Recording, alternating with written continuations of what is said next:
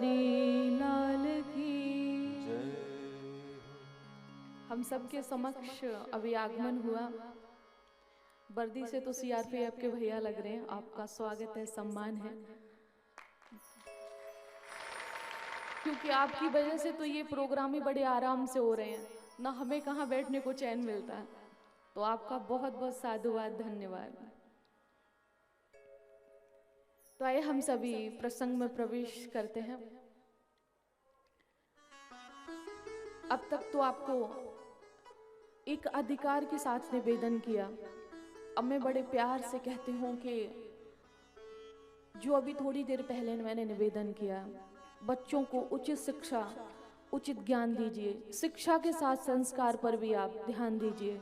वो इसलिए ज़रूरी है कि हमारे बच्चे भटकेंगे नहीं, समझेंगे वो, क्योंकि जितनी शिक्षा जरूरी है उससे कहीं ज़्यादा धर्मशास्त्रों का ज्ञान जरूरी है। एक बार अगर थोड़ा कम पढ़ेंगे तो चलेगा। मैं ये नहीं कह रही हूँ कि आप पढ़ाई नहीं, बहुत पढ़ाइए, लेकिन अगर किसी कारणवश ज़्यादा नहीं पढ़ा पा रहे हो तो चलेगा। लेकिन अगर संस्कार का अभाव हो गया, धर्मशास्त्रों की नॉलेज का अभाव हो गया, तो आपको बता रहे हैं कि आगे आने वाले समय में स्थिति बहुत ठीक नहीं रहेगी। तो आप सभी ग्रस्त जीवन है, परिवार है, तो आपसे यही निवेदन है कि थोड़ा सा सोच समझकर चलिए और बच्चों को उचित ज्ञान दीजिए। आप माँ हैं, आप अपने बच्चों की गुरु हैं, तो आपका ये कर्तव्य बनता है। तो आज राधा जी आई हैं पहले, और उसके बाद कृष्ण भगवान अवतार लेते हैं। और जब अवतार लिया तो किसी को पता ही नहीं चला कि यशोदा मैया ने एक लाली को जन्म दिया था, ना कि एक लाला को दिया है। तो इधर सभी नंद बाबा को बधाई दे रहे हैं, सभी बधाइयां गा रहे हैं, क्योंकि नंद बाबा और यशोदा मैया की बहुत आयु थी। उस समय उन्होंने कृष्ण भगवान को लाला के रूप में पाया। नंद बाबा ने अन्न के 7 पहाड़ बनाए, उनको दान किया। ब्रज में या आसपास कोई भी व्यक्ति ऐसा नहीं था जिसको दान न दिया गया हो। जिसने जो मांगा वो दान दिया। ब्राह्मणों को बुलाया, स्वस्ति वाचन आदि कराया, ज्योतिषाचार्यों को बुलाया, भविष्यवाणी कराई। नंदस्त्वात्मज उत्पन्ने जाता आह्लादो महामना, आहूय विप्रान वेद ज्ञान स्नाता शुचि अलंकृता। सबको दान दिया। और सखियां लाला को नहलाती हैं। जो यशोदा मैया की सखियां हैं, ब्रज की गोपियां हैं, वो कृष्ण भगवान को नहलाती हैं और नहला के श्रृंगार करती हैं। वो हमारे बालकों की तरह नहीं होंगे, अद्भुत थे, क्योंकि नंद के आनंद भयो, जय कन्हैया लाल की, हाथी घोड़ा पाल की, जय कन्हैया लाल की। तो नहलाया और पालने में लिटा दिया। झूला झुलाती हैं, पदों का गान करती हैं।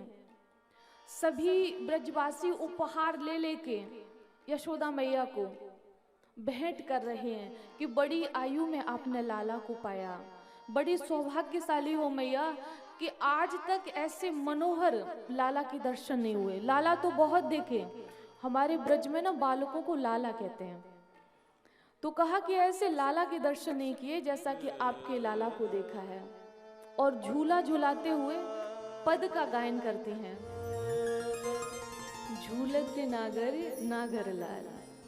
ऐसे पदों का गायन करते हुए सखियां लाला को झुला रही हैं।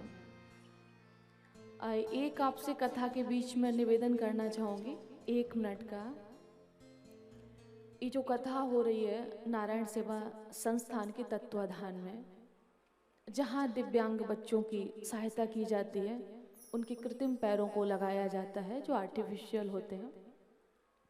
साथ ही अभी भारत में कई जगह पर कैंप लगा हुआ है इनकी संस्था की तरफ से, जहाँ अभी दिव्यांगों का माप लिया जा रहा है। और उसके बाद माप लेने के बाद उनके जो जिसके हाथ में खराब है तो हाथ, पैर है तो पैर में, तो माप लेने के बाद उनको आर्टिफिशियल बनाया जाएगा और फिर दोबारा जाके उनको ठीक किया जाएगा।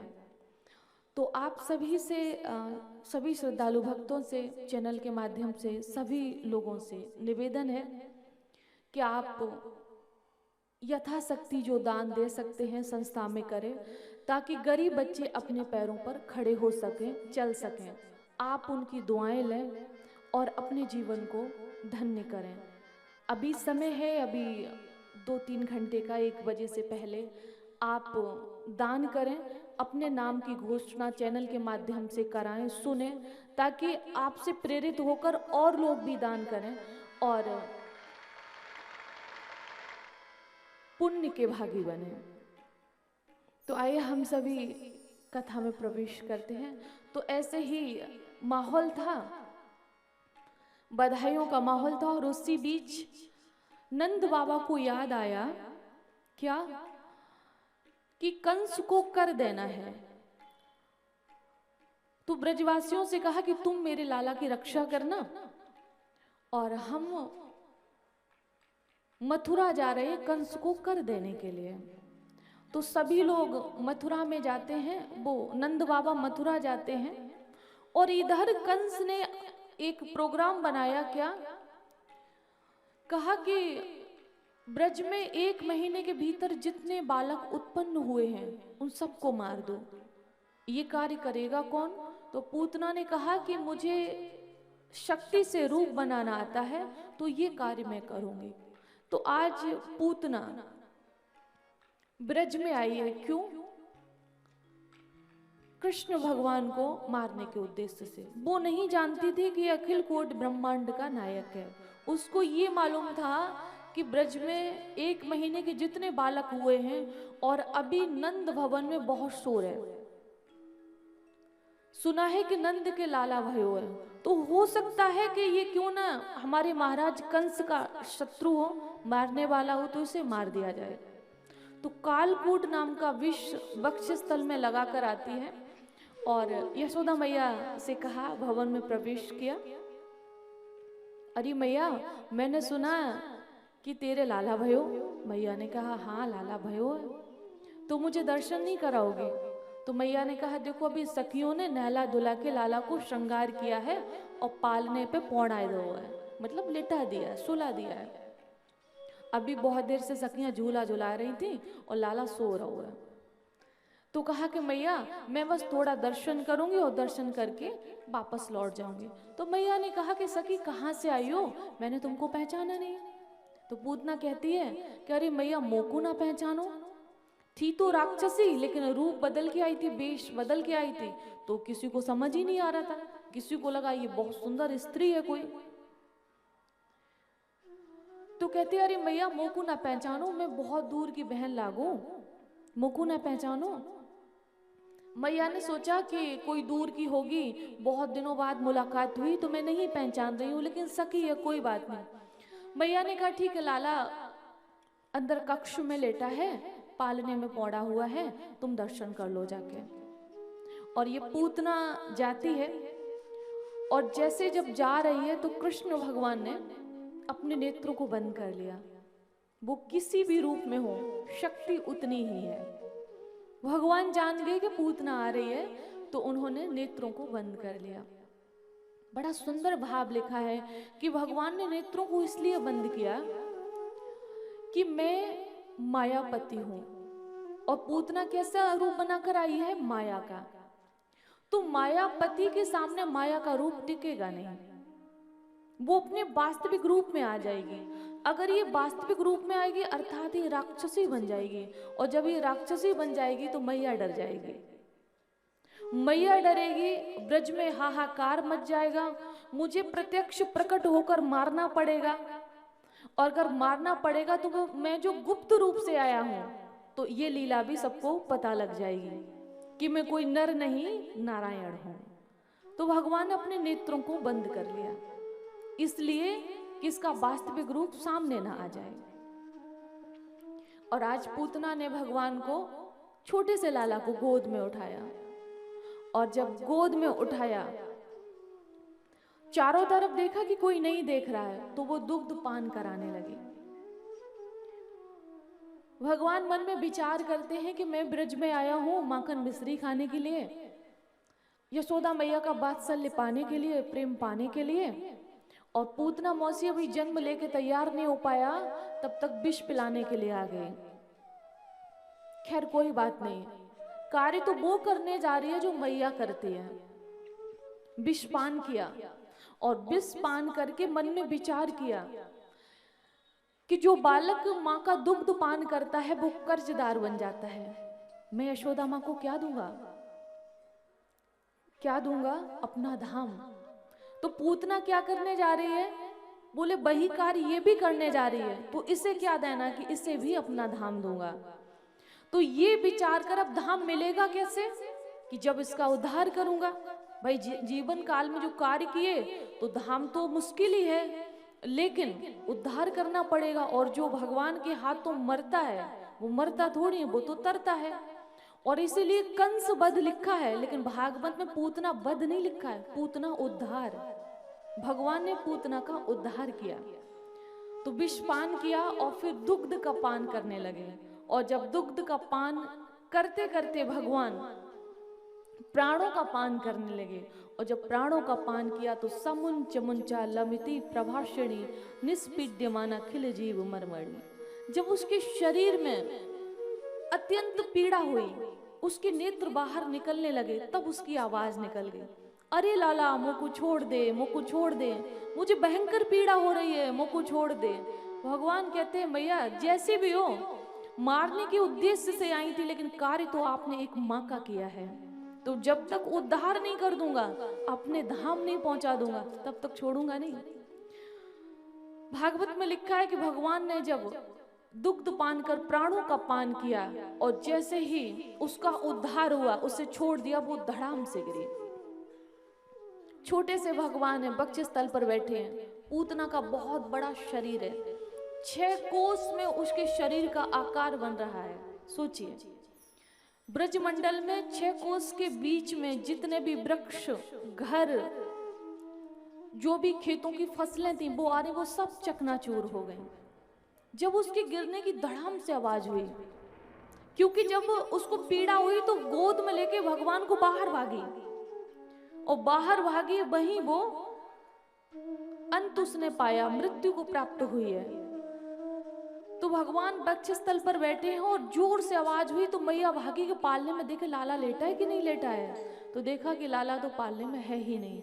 अब मैया रोने लगी, मेरा लाला ला के दो। एक सखी दूर से आई हुई थी, लगता है वो ही लाला को ले गई, मेरा लाला कहाँ गया, इतनी आयु में मैंने पाया, ये हमारे साथ क्या हुआ, ये तो अनर्थ हो गया। और जब सबने देखा तो पूतना तो मरी पड़ी है, और वक्षस्थल पर भगवान छोटो सो लाला खेल रहा है। ब्रजवासी सीढ़ी लगा के ऊपर चढ़ते हैं और छोटे से लाला को उठा कर लाते हैं। आज भगवान के नाम से मैया गौ माता के गोबर से, गौमूत्र से स्नान करा रही है, और नारायण के नाम से नारायण का अभिषेक किया जा रहा है, उनको पवित्र किया जा रहा है, उनको पावन किया जा रहा है, क्योंकि मैया जानती नहीं थी कि ये नारायण है। हे ऋषिकेश भगवान मेरे लाला की रक्षा करियो, हे नारायण मेरे लाला की रक्षा करियो। मैंने तो अपने जीवन में कोई अपराध नहीं किया है, ये शत्रु पापी हमारे पीछे क्यों पड़े हैं, जो हमारे नवजात लाला को उठाकर ले गए। हे प्रभु मेरे प्राणों को ले लेना, लेकिन मेरे लाला को मुझसे दूर मत करना। मैया ऐसे निवेदन कर रही है। अब मथुरा में गए हुए थे नंद बाबा, कंस को कर दिया, और वहां जब निकले हैं महल से तो वसुदेव जी से मिले। तो वसुदेव जी तो जानते थे कि इनके घर में मेरा ही लाला पल रहा है, तो उन्होंने कहा कि आप जल्दी वापस लौट जाओ गोकुल में, नंदगांव में। आजकल ब्रज में बहुत उत्पात हो रहे हैं, तो अभी अभी तुम्हें लाला भयो है, तो कहीं कोई फिर ना उत्पात हो जाए। तो ये माला का जाप करते हुए प्रवेश करते हैं। समय कम है, हर एक कथा शिक्षा देते हैं। देखिए, माला का जाप करते हुए घर में वापस आ रहे हैं, अर्थात हम घर से निकले तो भगवान को प्रणाम करके, अपने बड़े बुजुर्गों को, हमसे बड़े जो भी घर में उनको प्रणाम करके, और घर में जब प्रवेश करें तो भी भगवान को याद करते हुए और बड़ों को प्रणाम करके। इससे क्या होगा? इससे एक तो हमें आशीर्वाद मिलेगा बड़ों का, प्यार मिलेगा बड़ों का, और इस संसार में हमारी 4 चीजें बढ़ेंगी। जो बड़े बुजुर्गों का सम्मान करता है, उनका आशीर्वाद लेता है, तो उससे हमारी 4 चीजें बढ़ती हैं। आयु, विद्या, यशो, बलम। उससे हमारी आयु बढ़ती है, हमारा यश बढ़ता है, हमारा बल बढ़ता है और हमारी विद्या बढ़ती है। तो जो लोग चाहते हैं संसार में कि ये हमारी चीजें बढ़े, तो उन्हें और वैसे भी प्रणाम करना ही चाहिए।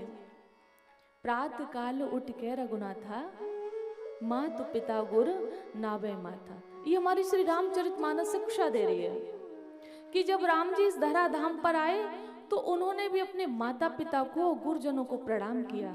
सवेरे सवेरे उठ के उनके चरण वंदन किए।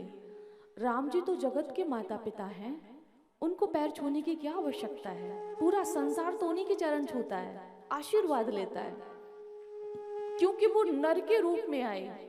नारायण थे, नर के रूप में आए, तो एक नर को इस संसार में क्या करना चाहिए वो शिक्षा दी। माता सीता लक्ष्मी थी, राधा थी, लेकिन जब वो एक नारी के रूप में संसार में आई तो उन्होंने शिक्षा दी कि एक बेटी कैसी होनी चाहिए और एक बहू कैसी होनी चाहिए। तो ये शिक्षा के लिए कहते हैं ना कि अगर जीवन जीना सीखना है तो आपको रामायण पढ़नी चाहिए। अगर आपको मुक्ति चाहिए,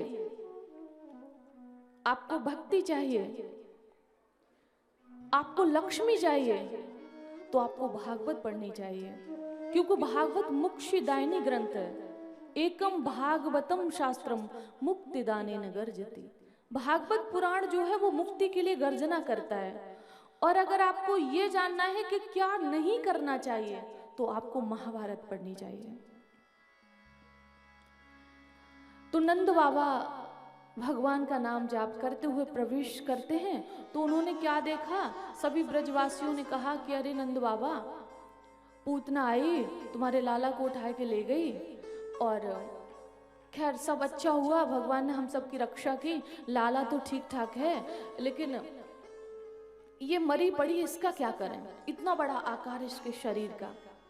तो नंद बाबा ने दाह संस्कार करवाया, और जब दाह संस्कार कराया तो उसके शरीर से सुगंध निकली। बड़े ध्यान से सुनिएगा, शरीर से सुगंध निकली। तो श्री सुखदेव जी से राजन महाराज चौंकते हुए पूछते हैं, राजन कौन? परीक्षित महाराज चौंकते हुए पूछते हैं,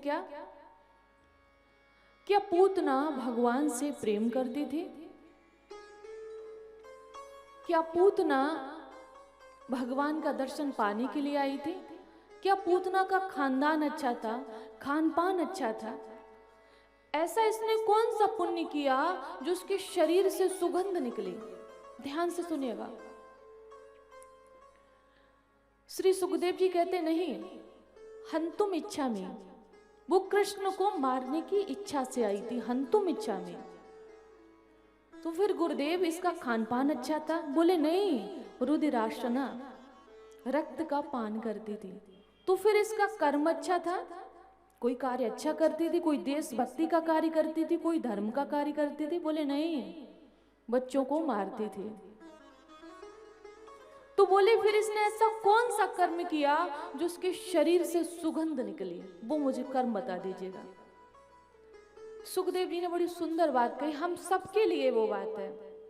बोले राजन, जिससे ईश्वर अपना लेता है, जिसको भगवान स्वीकार कर लेता है, अपना बना लेता, अपने हृदय से उसको लगा लेता है, क्या वो पापी कहने योग्य है? क्या वो पापी रह जाता है? कहा कि पूतना का भगवान ने दुग्ध पान किया। दर्शन दुर्लभ होता है योगियों के लिए, और पूतना राक्षसी होकर भगवान को दुग्ध पान कराया, और भगवान ने प्रेम से किया और अपना धाम दे दिया। बुरी थी, भली थी, जैसी भी थी, मेरे पास चलकर तो आई, मुझे बक्षस्थल से लगाकर यशोदा मैया की तरह दुग्ध पान तो कराया। तो जो धाम यशोदा मैया को दूंगा, वही धाम पूतना मैया को दूंगा। ईश्वर इतना दयालु है। मेरे कहने का भाव ये है, ईश्वर इतना दयालु है कि जो उसे मारने के लिए आए, अगर वो भी शरणागति को स्वीकार कर ले तो भगवान उसे हमेशा के लिए अपना लेते हैं।